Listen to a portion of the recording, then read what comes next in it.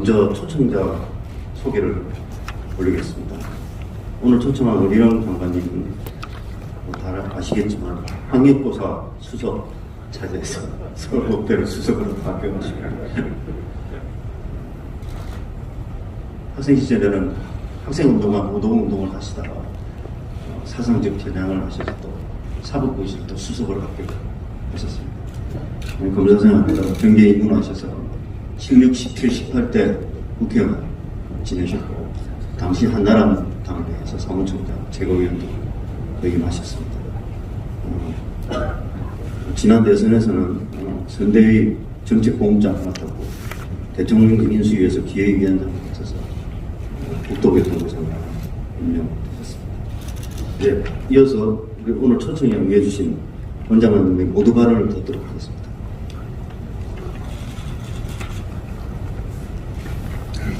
네, 존경하는 국민 여러분, 그리고 국내외 언론인 여러분, 국토교통부 장관 원희룡입니다.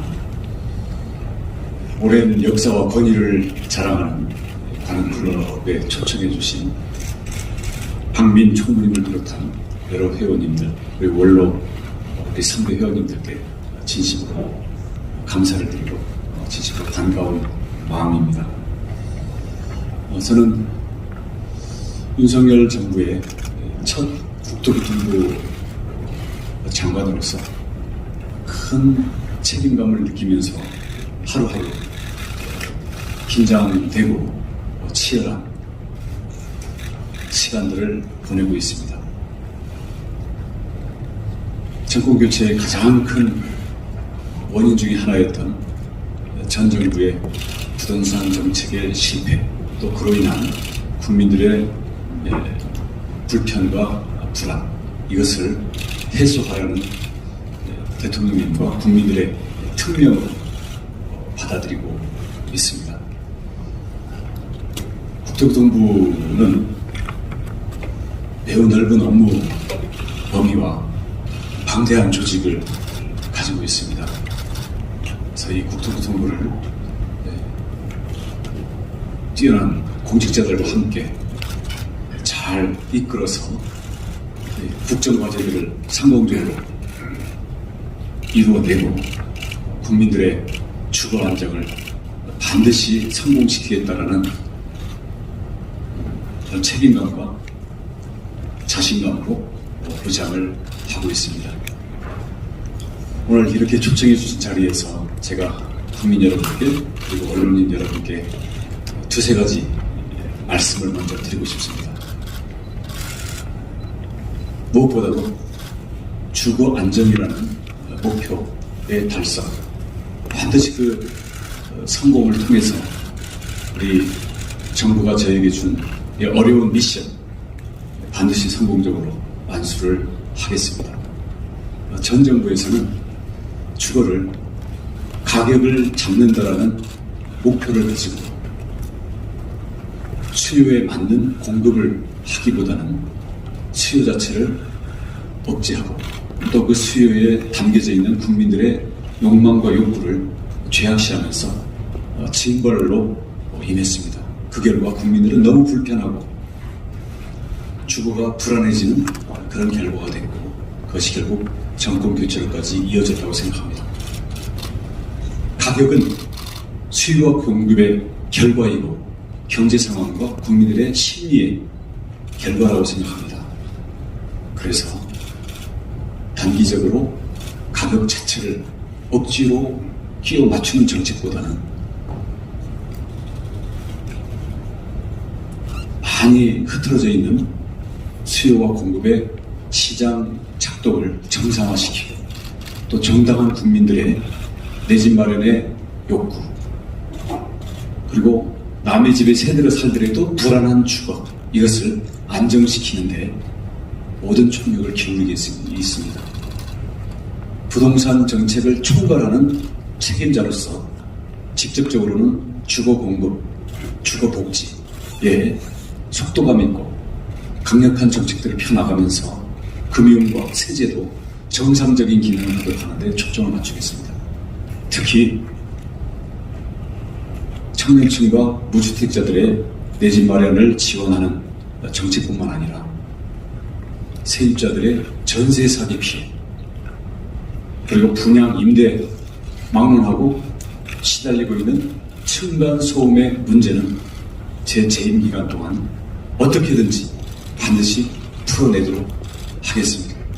아울러 주거 공급도 물량 공급뿐만 아니라 주거의 품질 문제, 입지, 그리고 거기에 포함되어 있는 생활의 편의와 주거 환경 등 국민들의 삶의 질 향상을 담을 수 있는 내용으로 반드시 주거 공급, 주거 복지, 대통령과 국민께서 저에게 지어주신 그 짐을 성공적으로 미션을 반드시 완수하는 데 모든 것을 걸겠습니다. 두 번째로는 균형 발전입니다. 이전 정부의 균형 발전은 수도권을 억제해서 하고 수도권에 집중되어 있는 그 발전의 결과들을 빼내서 지역에 이것을 옮겨서 나눠주는 그런 방식에 처했습니다. 얼마나 비수도권에 어려움이 컸으면 그랬겠나 하는 이해는 합니다만 결과적으로는 효과도 없고 더 많은 부작용을 갖고 있습니다. 저는 이러한 패러다임을 바꿔야 된다고 생각합니다. 넓어진 수도권, 그리고 쇠락하는 도시, 소멸하는 지방, 그리고 비수도권의 미래의 희망 없음, 이런 것들을 해결해 나가기 위해서는 컴팩트한 집중의 문제와 네트워크를 통한 연결을 통해서 성장의 동력을 만들고 성장의 중심을 만들면서 이런 것들이 함께 퍼져나가도록 하는 그러한 성장 공간 전략을 써야 된다고 생각합니다. 이를 위해서는 도심의 밀도, 그리고 거기에 여러 가지 기능들의 융합, 그리고 미래의 성장을 이끌어 나갈 수 있는 미래 첨단 기능들을 집중시키는 이런 것들을 5대 광역 도시를 중심으로 풀어나가는 실질적인 균형 성장 전략이 필요하다고 생각합니다. 이와 관련된 여러 가지 도시 계획의 문제라든지 비수도권에 있어서의 광역 교통의 문제라든지 아니면 산업단지, 교육, 그리고 여러 가지 도시의 용도 지정 문제들을 새로운 틀 안에서 패러다임을 새롭게 짤 수 있도록 접근하겠습니다. 마지막 세 번째로는 교통, 모빌리티를 포함해서 미래 혁신의 성장 동력을 국토교통부의 업무 분야에서 최대한 찾아내고 이를 통한 과감한 규제 혁신의 선도 부처로 일을 해나가겠습니다. 앞으로 들어오게 되는 자율차, 자율자동차, 도심항공, 그리고 새로운 형태의 여러 가지 교통수단들뿐만 아니라 이것을 국민들의 일상생활의 서비스로 연결시키는 많은 혁신 사업 모델들이 이미 많이 제시되어 있습니다. 이런 것들을 민간의 의견, 그리고 민간 기업들의 참여, 그리고 젊은 세대들의 일자리와 젊은 세대들의 도전 과제들을 우리 국토교통부가 하나의 장이 되어서 플랫폼으로서 역할을 해 나가도록 하겠습니다. 이런 것들을 위한 구체적인 계획과 프로그램들을 이미 우리 국토교통부 공직자들과 함께 또 민간 전문가들과 함께 민간 기업들과 함께 열심히 만들고 있습니다. 이런 것들을 하나하나 선보여 나가면서 국토교통부가 과거에 토목과 건설에 집중된 규제기관 또는 공공의 건설 부처로서의 일뿐만 아니라 국민들의 주거 공간 그리고 국민들의 이동에 있어서 혁신해 나가면서 미래의 혁신을 주도하는 그러한 부처로 자리 잡도록 최선을 다하겠습니다. 오늘 우리 관훈 클럽에서 주시는 여러 가지 토론 주제와 질문들에 대한 저희 답변과 또 의견들을 듣는 과정을 통해서 앞으로 국토교통부 장관으로서 부동산 책임이자 미래 모빌리티 혁신, 공간 혁신의 책임자로서 오늘 여러분들의 의견을 잘 참고해서 듣고 가도록 하겠습니다. 감사합니다. 관훈 토론회는 전통적으로 대선이고 또 서울시장, 경기지사 초청 토론회로 많이 알려져 있습니다. 그러나 새 정부가 들어서면 항상 주요 국무장관을 초청해서 당시 정부의 현 정부의 정책 방향, 기조 등을 가늠하고 자리도 받습니다. 윤석열 정부의 첫 국무위원 초청자 우리 원 장관님이 초청된 것은 장관님 방금 말씀하셨듯이 도교통과 관련 정책 현안의 중요성 등을 감안한 것이기도 합니다. 또 동시에 원 장관님은 이미 3선 전을 지냈고 또 대선 후보로 나서셨고 또 여권 내에서는 중요한 차기 대선 후보로 거론되고 있습니다. 그래서 오늘 토론은 한편으로는 부동산 정책, 교통정책 등과 관련한 국정 현안에 대한 질문, 동시에 또 윤석열 정부의 국정 기조에 대한 평가, 또 정치인으로서의 원 장관의 보고 등도 같이 들어보는 그런 자리로 진행을 하고 합니다. 그래서 첫 질문은 우리 권 실장님께서 정치적인 부분에 대해서 먼저 조금 예열하는 차원에서 좀 질문을 해보도록 하겠습니다. 예, 먼저 윤석열 정부와 관련된 질문을 몇 가지 드리겠습니다. 일반 국민들에게 윤석열 정부 출범 이후에 가장 새로운 모습은 출근길에 기자들하고 짧은 질문을 주고받는 도어 스태핑입니다. 긍정적인 평가가 많습니다. 하지만 때로는 다소 흥분한 상태에서 말씀을 하시거나 또는 정확하지 않은 내용을 언급하셔서 이 때문에 다시 해명하거나 수정하는 일이 몇 차례 반복되고 있습니다. 현재 지금 대통령께서 나토 회의에 참석하고 계신데 거기에서도 어떤 마음가짐으로 오셨냐라는 기자들의 질문에 정상들 얼굴 익히고 다음에 또 보자는 것은 아니겠냐 이렇게 말씀하셨는데 좋게 보면 아주 소탈하신 거고 다소 냉정하게 보면 굉장히 중차대한 일에 준비가 부족하거나 다소 가벼운 듯한 모습으로 비춰지는 게 아닌가 이런 평가들이 있습니다. 이에 대해서 장관께서는 어떻게 바라보고 계신지 여쭤보고 싶습니다. 네, 윤석열 정부의 새로운 모습으로 평가되는 것 중에 가장 중요한 것은 국민과 가까워진 정부라는 점입니다. 근데 거기에는 지적하신 것 같은 새로운 시도에 따르는 문제점과 부족함들이 없을 수가 없겠습니다.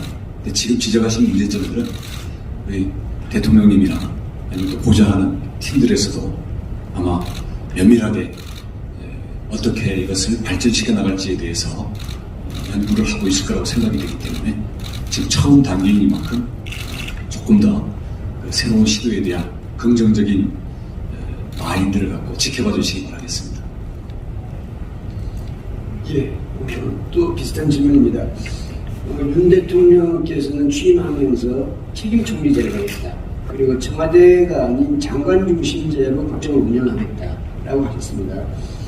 그런데 실제로 지금 현재 국무회의에 참석하시거나 이렇게 보시면 장관 중심제로 지금 국정이 운영되고 있습니까? 실제로 국토교통부 같은 경우에도 이 차관급을 인사를 하거나 지금 1급 등 이제 고위급 인사들도 하고 있는데 이 부분은 그동안 전통적으로 대통령실이나 인사검증을 다 법적으로도 인사검증을 거쳐야 되는 부분입니다. 과거 정부에 비해서 우리 장관의 판단 그리고 장관이 일을 할 수 있도록 보장하겠다는 그런 것들을 저희는 피부적으로 느끼고 있고요. 또 대통령실 이전에 총리께서 또는 부총리가 분야별로 장관들과 함께 머리를 맞대고 사전에 미리미리 내용적으로 의논하는 이런 면에서의 형식적으로 의존적이 아니라 실적인 토론이 진행되고 있다는 것을 저는 거기에 들어있는 장관으로서 체감하고 있습니다. 이미 부동산 정책, 물가 정책, 그리고 규제 혁신이라든지 우리 정부가 역점적으로 추진하고자 하는 이런 과제들에 대해서 실질적인 토론과 회의에 많이 초청을 받기 때문에 사실 장관으로서 준비를 많이 해야 된다는 부담도 느끼고 있습니다. 예, 장관 중심자는 결국 이제 정책과 인사인데 이제 방금 정책이라든지 1급 진행되는 인사에 대해서도 이제 장관께서 직접 하신다고 하셨는데 산하기관장 인사도 지금 장관께서 다 준비하고 장관께서 직접 임명하시는 걸 지금 준비하고 있습니까? 네, 그렇습니다. 윤 대통령의 지금 지지율이 한국갤럽 지난주 조사에서 47%로 나왔습니다. 대통령 임기 초반 지지율로서는 아마 역대 직선제 이후 최하위인 걸로 알고 있습니다. 이 원인이 무엇이라고 보십니까?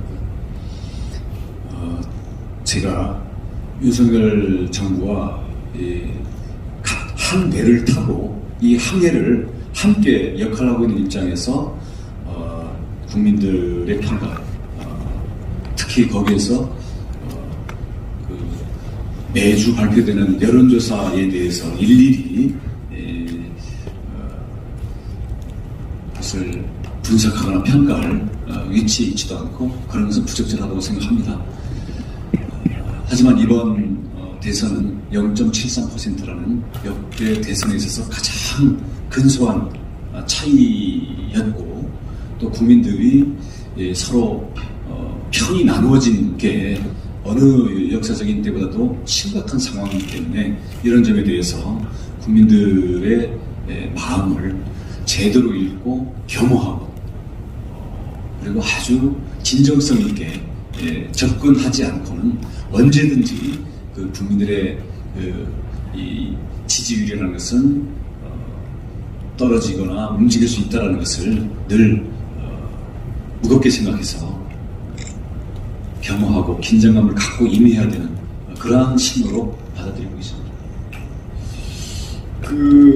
윤석열 정부가 처음에 출범하면서 국민들이 윤석열 정부가 요청한 것은 아마 통합이었던 것 같습니다. 대통령께서도 통합으로서 이제 다스리겠다고 하셨고, 그런데 윤석열 정부의 지지율이 초반에 좀 낮은 것은 중에 하나는 이제 인사 문제였던 것 같은데, 주요 장관이라든지 주요 직책에 검찰 위주의 인사를 했고, 어저께 발표한 고검 검사급 인사에서는 윤석열 사단 또는 특수통 위주의 인사를 했습니다. 이렇게 거의 모든 인사를 검찰 위주, 특수통 위주로 하면서 이 통합과는 멀어지는 듯한 모습을 보인 것이 지지율 하락과도 연관이 있지 않나고 생각이 되는데요.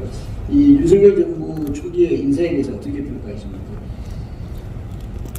대통령 고유의 인사 권한에 대해서 저도 인사 대상자의 한 사람으로서 평가하는 것은 적절치 않다고 생각하고요.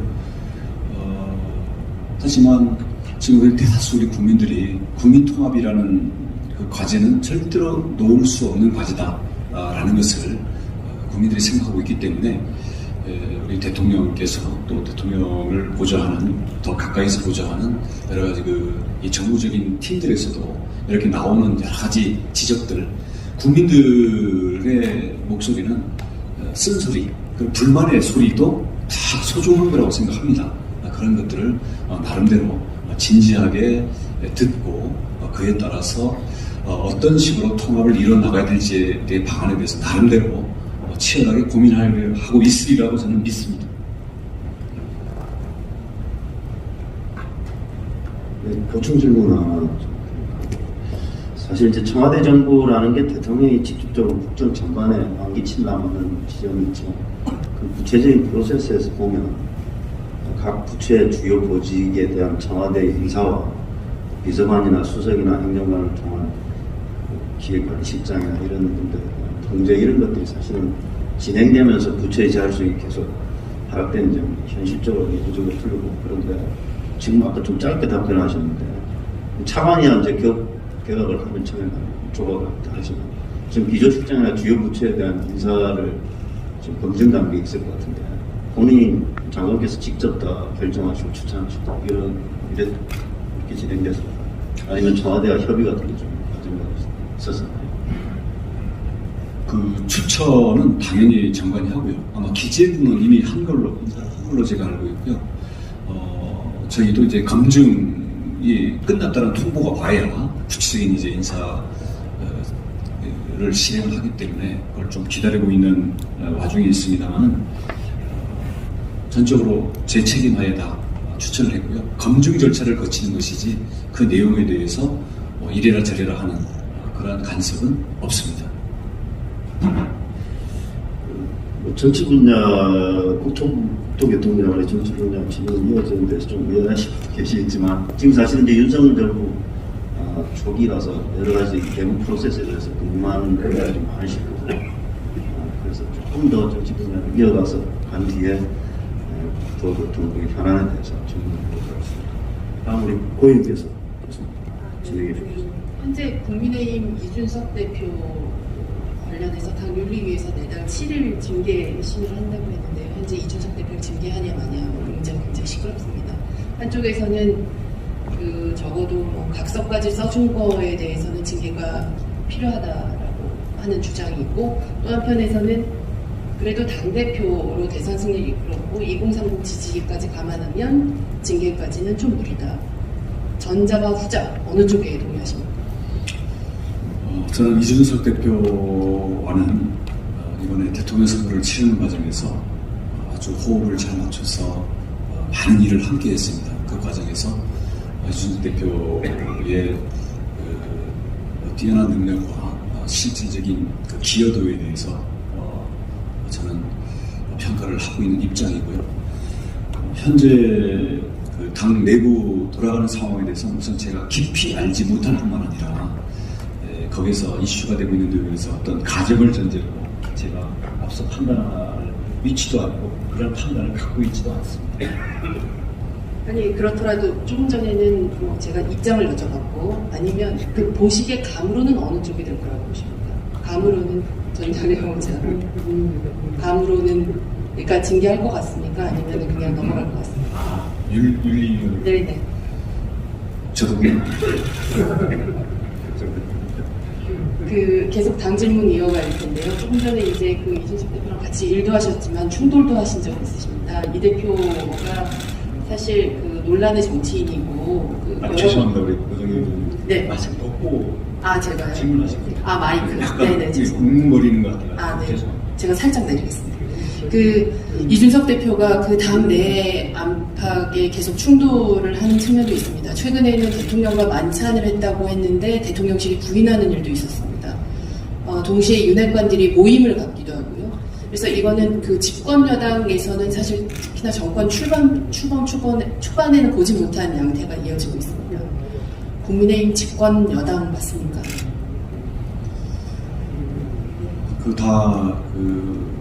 이 당사자들 간에 있었던 일에 대해서는 제가 관여되어 있지도 않고 아는 바가 없기 때문에 그 자체에 대해서 말씀드릴 거는 없는 것 같고요.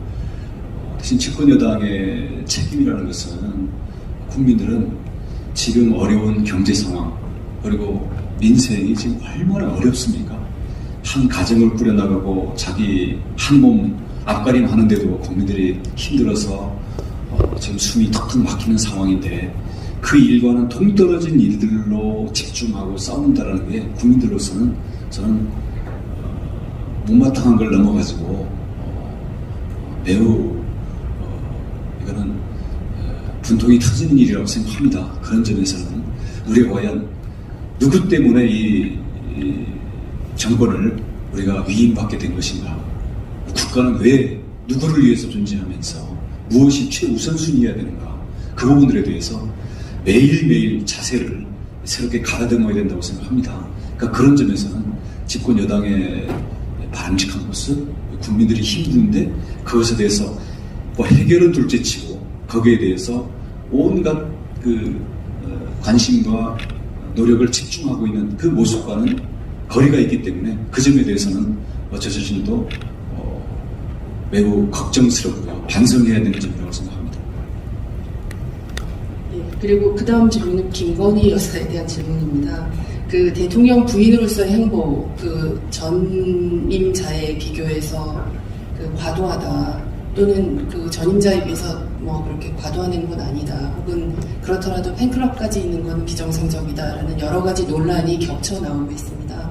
일각에서는 제2부속실을 만들어서 공적 영역 안에서 관리해야 되는 거 아니냐라는 의견도 있는데요. 원장관의 생각은 어떠십니까? 이 역시도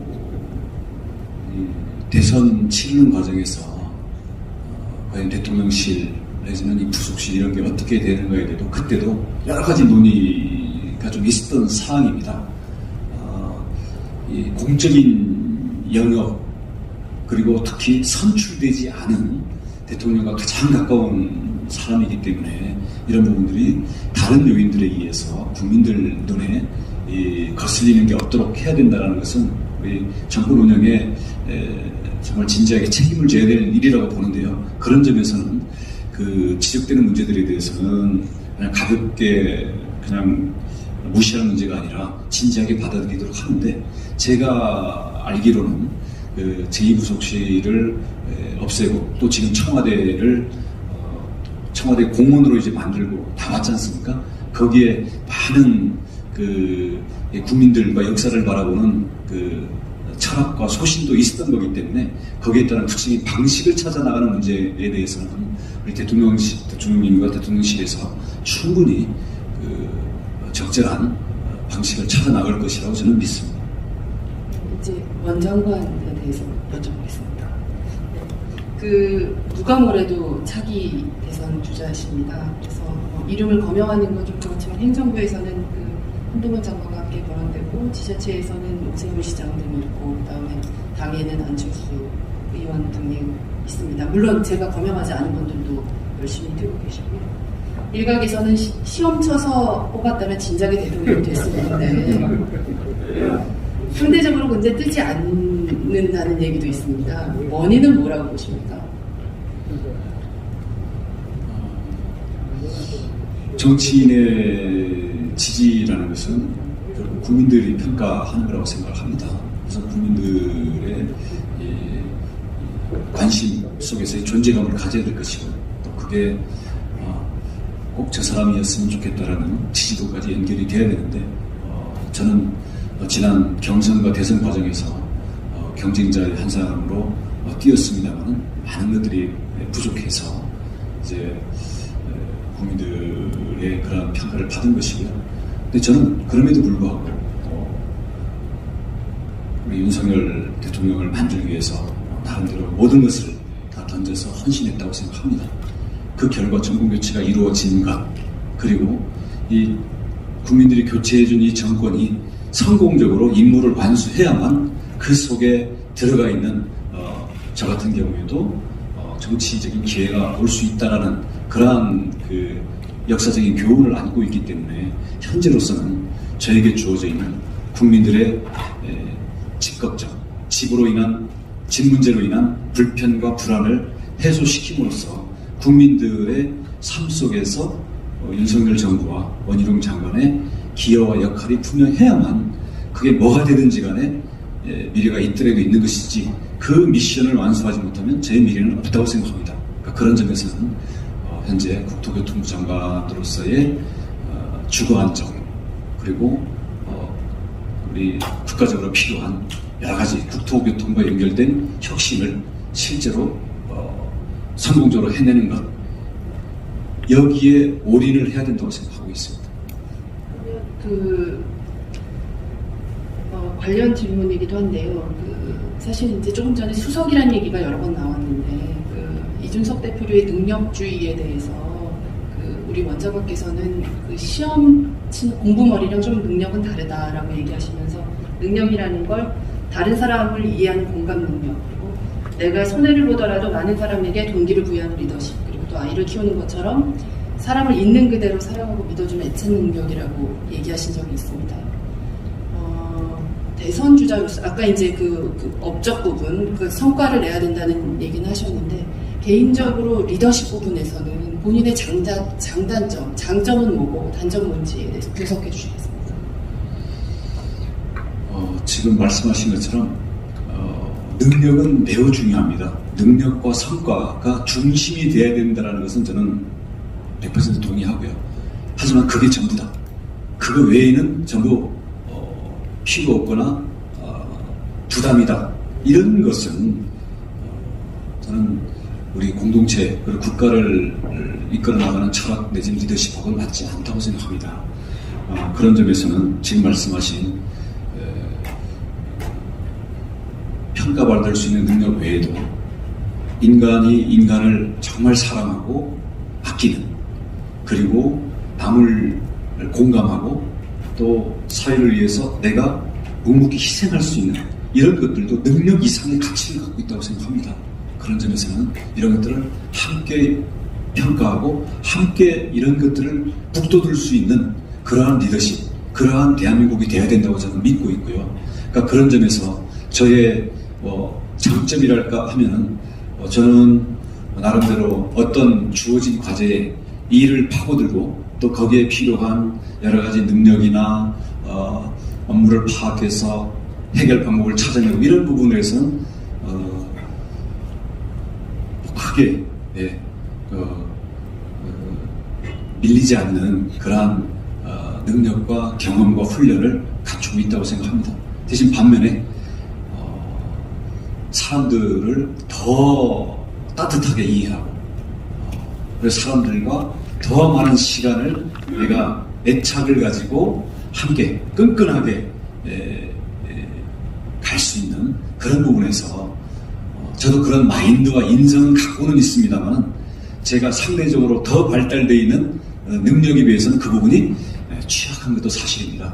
오른손잡이가 왼손이 약한 그런 정도라고 할까요? 그래서 그런 점에서는 국토교통부 장관으로 있는 동안에도 우리의 어려움을 겪고 있는 대다수 서민들, 그다음 미래가 불안하고 자기 앞가름에 대해서도 자신이 없어하고 좌절하는 많은 청년들과 우리 서민들의 그런 아픔 그리고 문제들에 함께 동참하고 그런 것을 부둥켜 안고 함께 손잡고 나아가는 이런 점에 대해서 저 자신을 더 던져야 되는 그런 저 자신의 단련의 기간이라고 생각하고 있습니다.